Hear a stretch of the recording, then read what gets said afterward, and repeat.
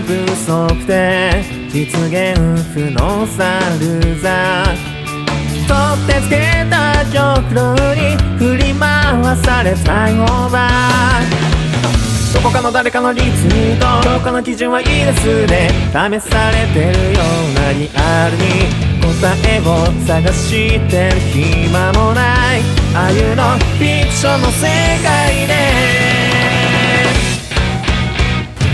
なんや隠してる誰も見せないフェイス人知れず鳴らしたまでに気づいたのは痛いほど